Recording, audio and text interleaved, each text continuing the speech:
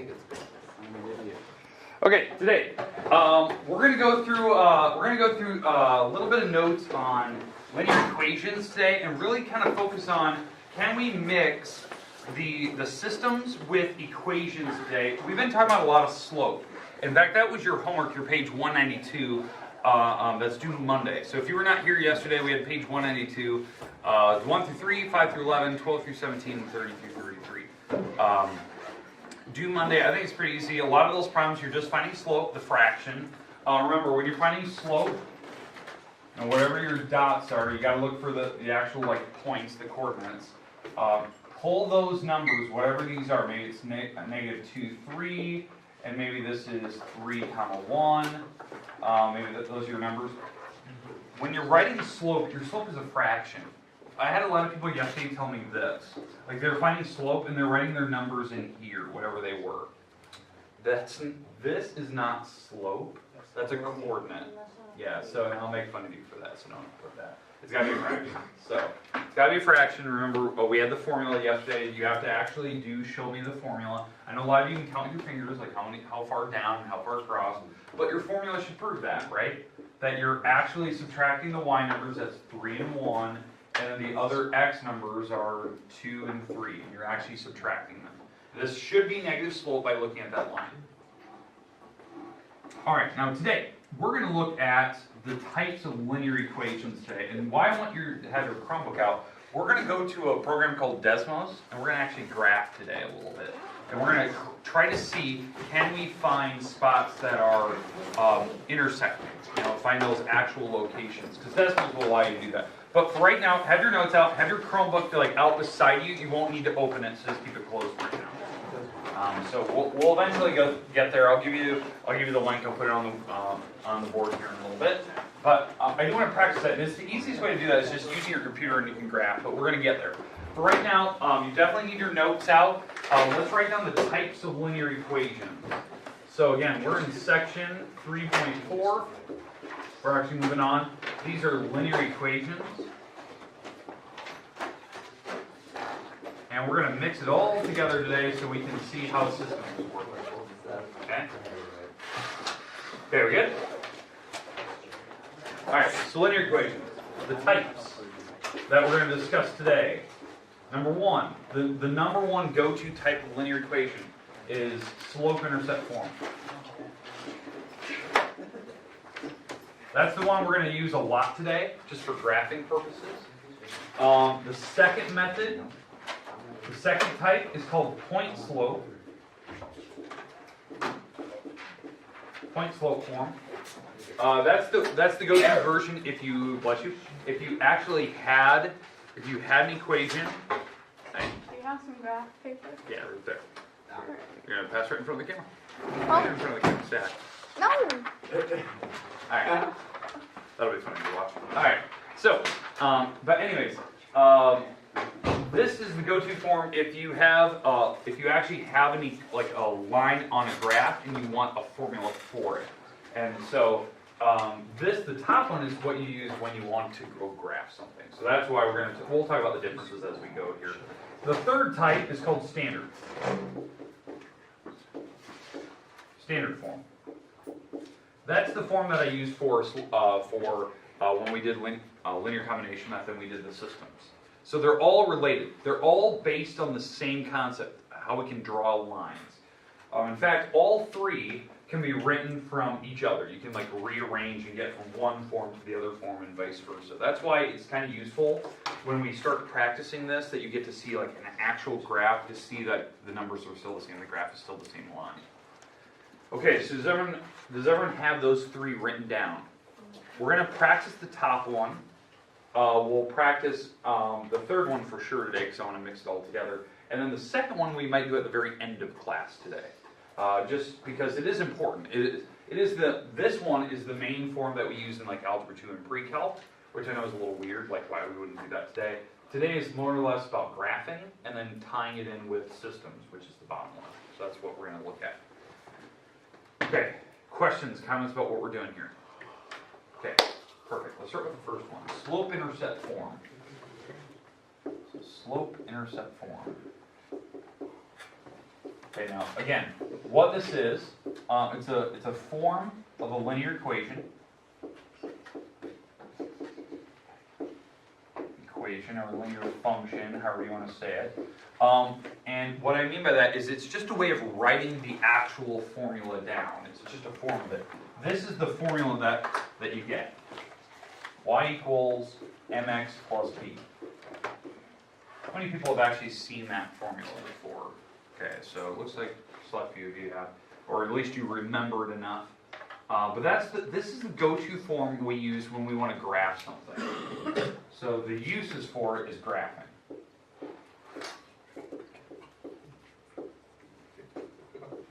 It's pretty straightforward. It's pretty easy. I believe it is anyway. But I do want to discuss it. They have a couple parts, and that's what we're going to look at on our graphing program today to see if you're doing it right. Okay. All right. So let me give you the first example here. Y equals 1/2 x. Let's go plus 3. Okay. All right. If we're going to graph this type of equation, what this thing actually is it's y equals mx plus b. So this is the form, right? Plus b. The m is something we've actually discussed up to this point. What letter do we use for m? Slope. This is the thing that we were talking about, right? The slope formula is this: y minus y, x minus x. That's what I was writing on the board last couple days in here. Well, I've always used the letter m. That's the term that they use for slope. They don't use s because it kind of looks like a number. But the idea is that m is your slope. So my slope in this particular problem, since m is slope, it's the half. So what does half mean? Up 1 over 2. Yeah, up 1 over 2. It's rise over run. Yeah, so rise over run. So we're going up, since it's positive, and we're going to the right 2. Up 1 over 2, up 1 over 2. And you can keep doing that over and over and over. I had a couple questions yesterday, like, Ward, how do you know when to stop? Like, drawing that? Just, you have a couple points and you draw a line. You can do it with 2 points and you can draw a line. Because that was one of our postulates we had. But the slope helps you to get from one to the other. Now the problem is, I know the slope, but I need to know my starting point. Like where to start at so I can start drawing my line. That's what the next number is. This number over here, the B number, the B stands for the y-intercept. Anyone happen to know what intercept means? Right across. Yeah, crosses the y-axis. So this is where it's going to cross the y-axis. And so when we actually go to the graph here, we'll actually look at this. So we're actually going to cross at positive 3. And yes, the symbol out front of it makes a difference. It's positive 3, that's where I'm crossing, the y-axis. The y-axis is the line going up and down. So we're going to look at graphing these. And then we'll practice a couple of these to get kind of familiar with how they work. And then we're going to put 2 of them on a graph and see where they actually cross. Okay. So now that we know the form, what I'd like you to do is open up your Chromebook now. And I'd like you to make your way to desmos.com. So this is the site. Some of the Chromebooks actually have it installed. It's in the App Store. So you can just install it instantly. I think most Chromebooks actually come with it pre-installed, so it's kind of nice. So open it up, make sure you're on the correct site. I will be kind of patrolling to see if you are on the right site, and I will close your browsers if you're not. So keep that in mind. So I'll let you make your way to Desmos. So I'll give you a minute or 2 here.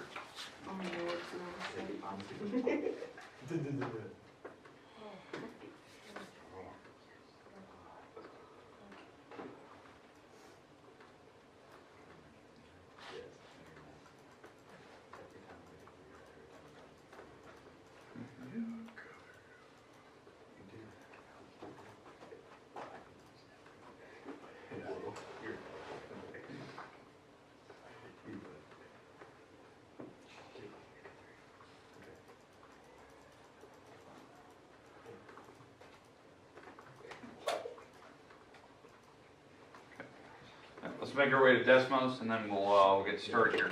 So the cool thing about Desmos, in fact, I'm going to pop it up on the marker board here, just so you can see this, is you can graph and you can modify by just typing things in correctly. So my goal here is to show you how to do this.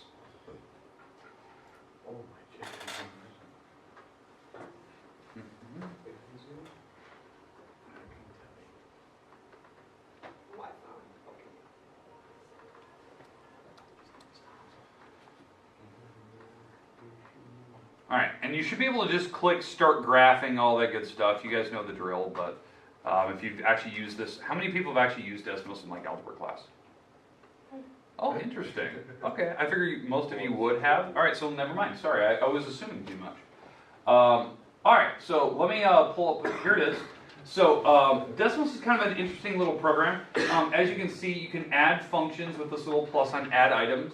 You can type in your function right here by using the little keyboard down here. You can just click away at the very, very bottom. It's pretty straightforward. What we're going to do here, and again, if you didn't know how to get there, you just type in Desmos and then click Start Graphing. It's at the very top of the website. So it should bring you to this. I'm going to type in my function, like that function right there, the y equals 1/2 x plus 3. And you can draw this. We can drag the graph wherever you want. So wherever your cursor's at, you can just like drag the graph around, so it's kind of nice. But I need to type it in first. So I'm going to type it in. So I'm going to use the things that they use. So y, I'm going to use the equal sign here. I'm going to use a parenthesis with the fraction in it.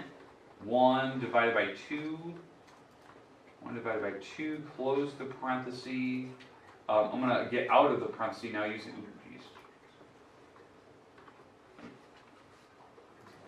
I'm going to get out of the parentheses, type in x, and then I have the plus 3. And again, you can just use your keyboard. Your keyboard will do this as well. You don't need to use all of that. I just thought you can use the numbers at the bottom. I can't even see mine. All right, but anyways, here's your graph. This is it. Okay, that's your linear function. They try to graph it in red for you. If you're colorblind, sorry, it's in red. But anyways, why this is important. This is the spot that we were talking about. This is positive 3. That's on the y-axis. This is the y-axis going up and down. So it's actually hitting positive 3, and then the numbers are going up 1 over 2. So it's going up 1 to 4, and it's going over 2. And this is actually the number 2, if you can actually see it from the x-axis. So it is using your slope to actually get to your next number. So it's going up 1 over 2, up 1 over 2, up 1 over 2, and all that good stuff. But the thing I like about this program is that we can type in any type of functions you want, and we can see where they're crossing, and you can actually put your cursor down and see where these coordinates are.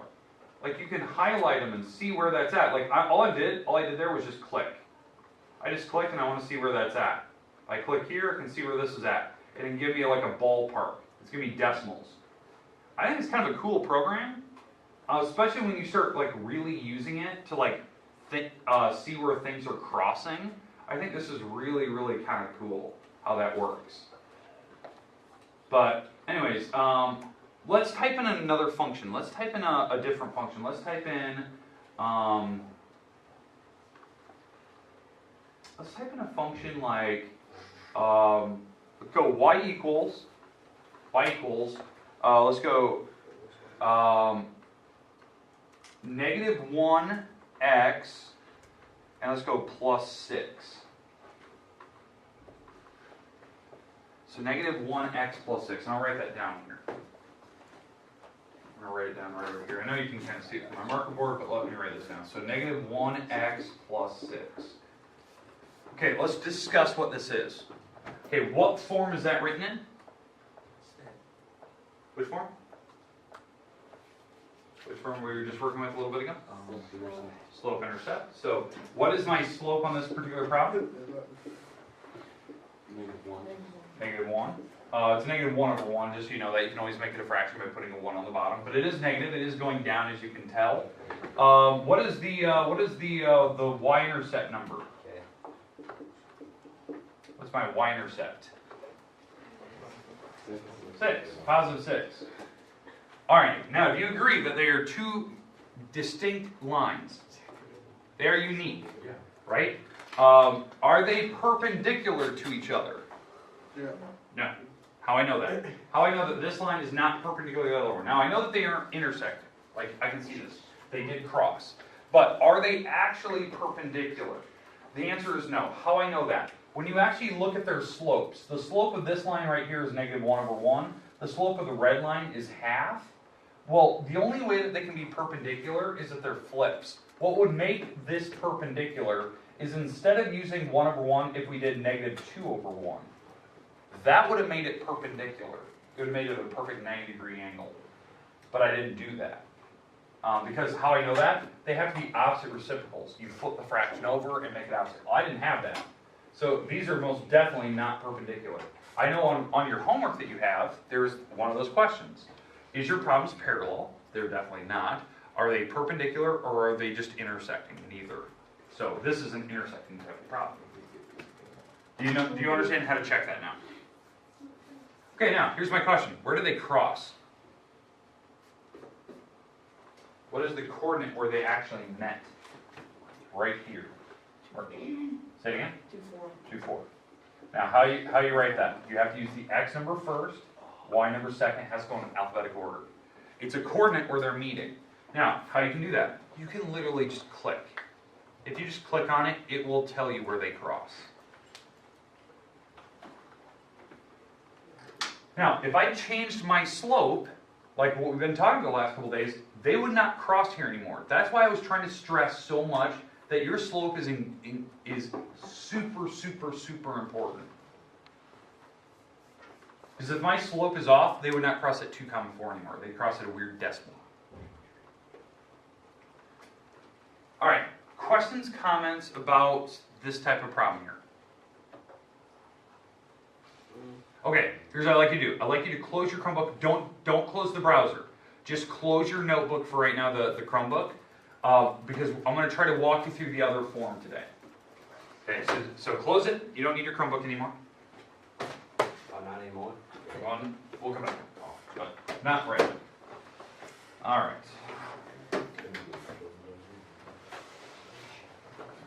All right, I'm going to leave these problems on the board. Now, here, a question real quick. What form are these written in again? Slope intercept. That's the type we're using. This is the go-to form when you graph. It tells you where to start. It tells you where to go from there because it has your slope. So they didn't get real creative. They tell you they have an intercept, they have slope. That's how I just remember it. Okay, now let me get rid of the graph here. Okay. Now, I did want to, the whole point today was to do a tie-in. Why did we do all that system stuff? Because of what that problem just did to you. That problem where I just made up these two equations on the fly, they actually did cross. And so the goal today is to show you, can you prove it without graphing it? Can we get to that same answer that they're going to cross at 2, 4 without drawing it? And that's the tough part. That will take, instead of doing slope-intercept form, which these are written in, I want to go to this form and do your system stuff. That's what we're going to do. Now, to get it to standard form, this is standard form, just so you know.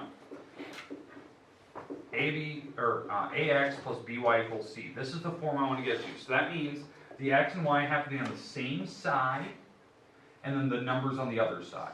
And there's an equal sign on it. So on this particular problem, if I need to move this X across, what happens to it? It becomes positive. So it's positive 1X plus 1Y equals 6. This is standard form. It is the same exact equation. In fact, if you were to type this in Desmos, it would have been the same line I showed you earlier. That one that was in red going up. Okay, you don't need to do that. Oh. All right, does everyone understand how I did that? Yeah. How I moved it? It's pretty easy. That's my go-to form for slope-intercept form, or for standard form. That's what I want to go. I want to move it over. And it became positive, so it actually made it look pretty easy. The problem is over here, if I move this half X over, what happens to the half X? It becomes negative. Now, this is a nightmare to look at. It's got a stupid fraction out front, and most people don't like fractions. And it's not even in correct standard form because it's not nice whole numbers, A, B, and C. There's actually a weird, nasty fraction there. So here's my rule. If you need to rearrange that thing to make it standard, and you have a weird fraction on the problem like I have, here's what you do. What is your denominator on that fraction? 2? Multiply everything by 2. This is your little rule. If it's a decimal sitting there, you multiply everything by 10 or 100. It makes the decimals go away. But I'm going to multiply the whole row by 2 because you're allowed to do that. When you multiply by 2, what happens here, the 2's cancel. What am I left with the x's? The 2's cancel. Negative 1x. Okay? If I multiply a 2 on the 1y, what does that turn into? 2-1. 2y. And 3 times 2? 6. 6. That is standard form. Standard form, what the book always refers to as standard form, cannot have fractions, and more importantly, it doesn't have decimals. So I got rid of the half, I just multiplying everything by 2. Now if there was a 4 on the bottom, multiply everything by 4, and you would have got the same thing. So now that I have standard form here, now I can actually do my systems of equation stuff. Okay, if you haven't already, what I'd like you to do right now, write these two problems down in your notes and stack them. Put them right on top of each other. I'll give you a minute to do that.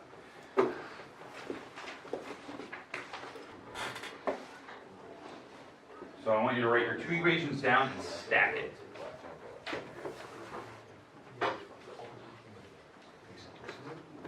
So 1x, 1y equals 6. Negative 1x plus 2y equals 6. Is that nice?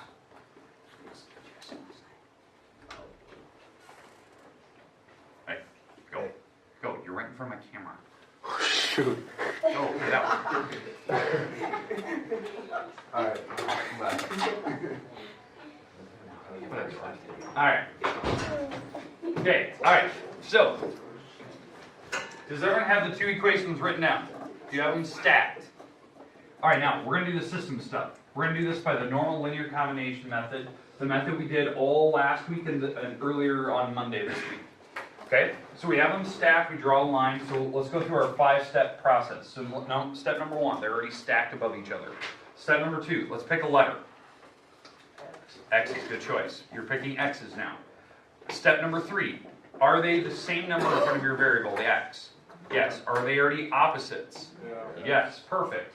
Step 4, add straight down. Well, add straight down, what happens to the X's? 0. 1y and 2y. 3y. And the 6 plus 6, 12.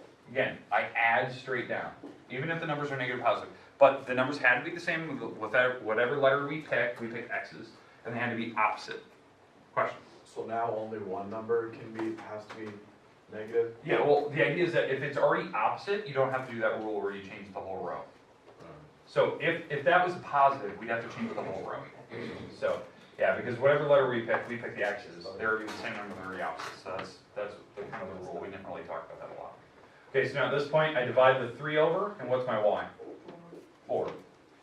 Okay, what do I do with the 4? Plug it back in. And it has to go back into one of the original equations, but it has to go into the y letter. So I'm going to go to the top equation. That was kind of the easier looking one. This is the top line without the ones in front. And I'm going to take the 4 and plug it back in, and it's going into the y location. So it looks like common sense, my x has to be a 2. Well, if that's the case, x is 2, y is 4, that's the coordinate where they crossed. We did the whole problem, that whole thing where I just had you graph those two problems, and you were looking at where they were crossing. This whole system stuff tells me that answer without having to look at a picture. And it only took me a few steps. I don't need a graph to actually see that. Now the problem is, why would you, I always get the question, is like, why would you ever choose to graph? Why would you choose this form versus a graph? Because maybe you're better at graphing. Maybe you like that stuff, you like graphing. This form works every time, even if they're decimals. Like, is that last form? We can get some nasty decimals if I just change the slope a little bit. It may not hit 2, 4 perfectly. It may hit a weird number. So that's what we're going to look at. We're going to look at what happens when we get weird, nasty numbers. Like when you picked a problem that was not pretty, what would happen? Okay, all right. Everyone have that written down now? Okay, let's go back to decimals. Here's what I want. I would like you to clear your board on decimals. So I'm going to turn this back on. So go to the board on decimals, clear out your functions. So I'm going to click the little X to close them out. And what I'd like you to do is type in 2 random equations and put them in slope-intercept form. So just type in any 2 you want, but they have to be in this top form. And I want to make them in such a way that they will cross each other. But don't pick the 2 that I just gave you. Just pick random ones. Maybe have your buddy or somebody next to you type one and you type the other one. So they're completely random. And what I'd like you to do is we're going to try to find where they cross. Using, slope intercept form, changing it to standard and doing the whole system stuff again. Because now we're tying everything together. Slope is important. If your lines are crazy and it doesn't look like they're gonna intersect anytime soon, change the slope. The slope can change the pitch, and now they're crossing a little bit sooner. How do I do a fraction on it? Type of fraction, you can just type in parentheses and put like one number divided by the other one. Okay. So if I was typing it, I would type in like, if I wanted to type like a fraction, like say 3/4, I would type in the parenthesis on my keyboard. Type in 3, it's a little backslash, 4, close the parenthesis, and X. That's 3/4 X. Yeah, I got it now. Okay. All right. Nick, does this count if it curves? How did you correct me? You did something wrong. But again, I want actual equations here. So, does anyone have a really good one where they're crossing? I mean, does it count if they curve? You put squares and powers on them, didn't you? You're not allowed to put powers. You gotta keep your x's to the power of 1 and y's to the power of 1. Question? Oh, Right. I was gonna answer. 1 over 2. Okay, sure. Give me your equation. What do you That's got? how you got Y equals Okay. 3 divided by 8. 3 divided by 8, so 3/8. Yep. X plus 12. 12. Okay, so these are gonna be kind of high up in the air. Okay, give me your other one. Y equals 2 divided by 11. X minus 4. -4. All right. So now, I can tell you right now, are the slopes the same on both of his equations? No, they're definitely not, right? The slopes are definitely not the same number. They don't even simplify into each other. So these are most definitely intersecting lines. I can tell you that right away. They have to be intersecting. They're not parallel, so their slopes aren't the same. I can just tell that instantly by looking at the problem, because I know what my slope is. The slope tells me that. That was our postulate we talked about. Slopes are equal, they're parallel. Now, their starting points are different. So in fact, I'm going to type these in just so we can take a look at them. Okay? Alright, here we go. So y equals 3 divided by 8, close the parenthesis, x plus 12. Okay, and I'll zoom out here. Whoa. Ooh, gotta zoom out here. Alright, there's one of the lines. And now my other line, if I add another one, y equals parenthesis 2 divided by 11, close the parenthesis, x, what is that, -4? Boom. Alright, here's my two lines. Now, they are eventually crossing way down the road. Look at this. They are crossing way over here at this nasty location right there. A crazy decimal. Okay, but they are intersecting. I could tell you that. Now, here's the crazy thing. We can still do this problem using a system. It's super ugly because we have decimals, but we're going to do it right now. Just so you get a practice with it. So, if you haven't already, I'd like you to write these two equations in your notes right now. Close your Chromebooks. Because we're going to come back to this problem and check were my answers correct. Okay, and hopefully I typed those in right, and yes it did. Okay. This is our last problem of the day, and then I can let you mess with decimals all you want. Okay, so close your Chromebook. Close your Chromebook. I would like you to write these two problems down. I'm going to get rid of my graph here.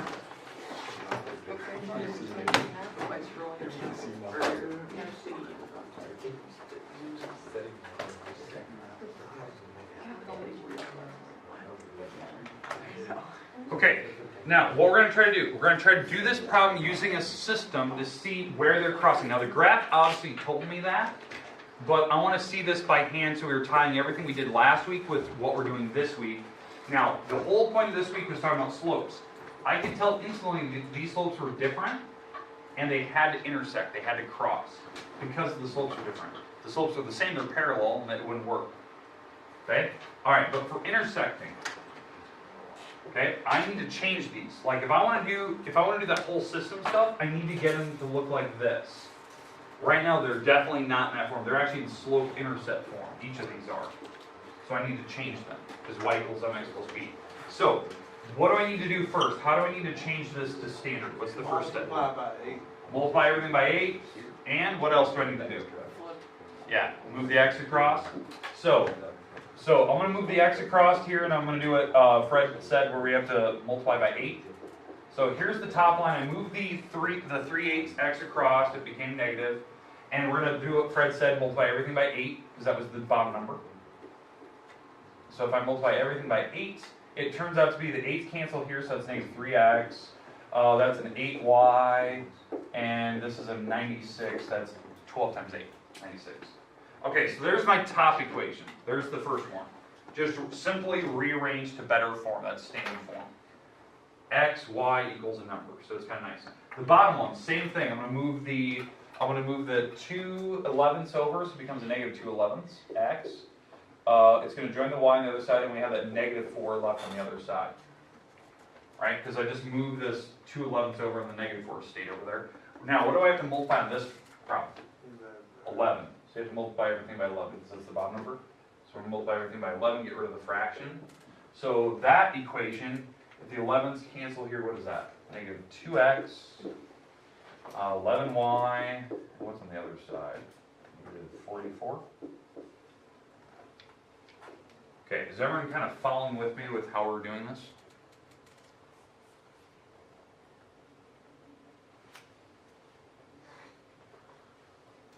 All right, perfect. So now we have them stacked. They're in the correct form. So now I can start this whole process. So, get rid of this, get rid of this. Okay, so they're stacked on top of each other. They're in the correct form. So now we can start, we have to pick a letter. What letter would you like to pick? X. Okay, let's pick X's. I want to make the X's the same numbers. So there's a 3 and a 2 here. Probably make them, what, both 6s maybe? We can make them both 12s or 24s or 18s. It really doesn't matter. Make them 90s for all I care, 30s. I just want to make the X's the same number. So let's make them both 6s. So let's multiply the top row by 2, the bottom row by 3. The whole row. That way the X's turn out to be the same number. So when I multiply by 2 across the whole row, that's negative 6x, 16y, and 192. Is that right? Is that 192? Okay. Let's take 96 times 2. And then the bottom row, multiplying everything by 3, that's negative 6x, 33y, and negative 44 times 3 is a 2 carry 1, it's a negative 132. Is that right? Okay. Okay. All right, now, are they opposites? Now, we made them the same number, but now we have to make them opposites. So, Kaden, what was that thing you were saying earlier? As far as. You were talking Then about, you have to make all of them negative. yeah, we have to make one of the rows negative. The reason why is that they're not opposites. The numbers are actually the exact same number. So this is the one chance you have to make one of the rows complete opposite. Let's just make the bottom row opposites. So we're just going to go negative, negative, negative, and it flips everything around. So you're making the bottom row the complete opposite. So now that we have the opposite sign throughout the whole bottom row, I can add straight down now. So the negative 6 and 6 make 0. 16 and negative 33 is a negative 17, I believe, if I'm not mistaken. So let me double check my work.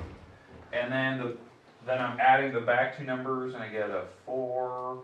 What is that? A 12 carry 1. That's 324. Again, double check. I cannot add in my head. I can't do it. I will make mistakes. It happens.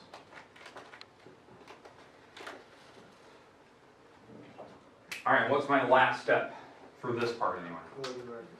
Well, we're not divide by the negative 17. And this is where I'm going to need a calculator. So if I divide by negative 17, divide by negative 17, divide by negative 17, what's 324 divided by negative 17? Negative 19.17. Say again? 19.17? 17. Okay. Negative 19.17. So that's my y number. Negative 19.17. Kind of a weird number. But then, Fred, what do you say? Right now. Plug it back in.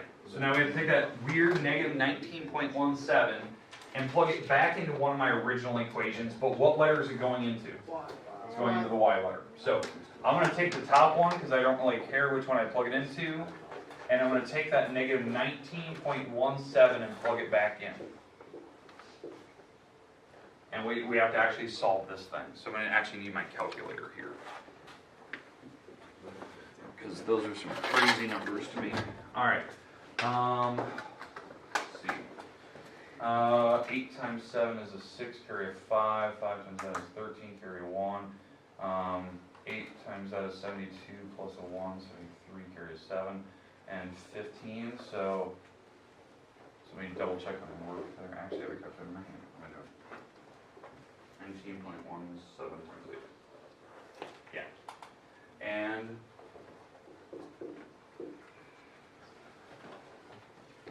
all right. So we get to this point. I need to add that 153 to the other side. So I'm going to add this over. So 96 plus 153.36 is a 249.36. And the last step, divide by negative 3, is negative 83.12.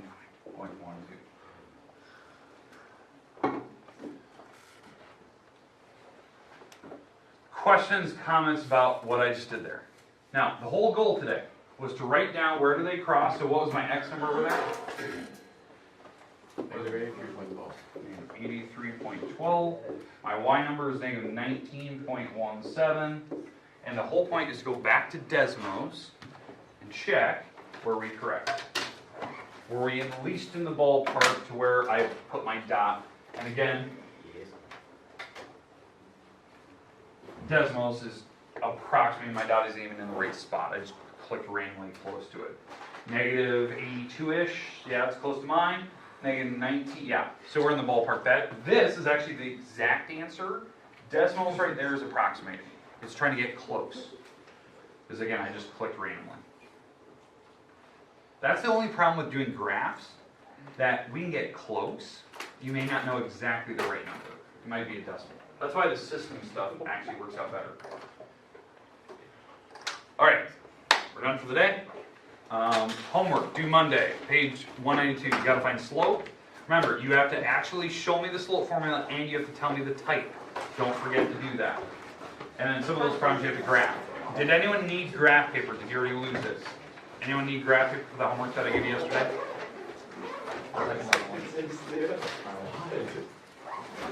That's what goes down. It would.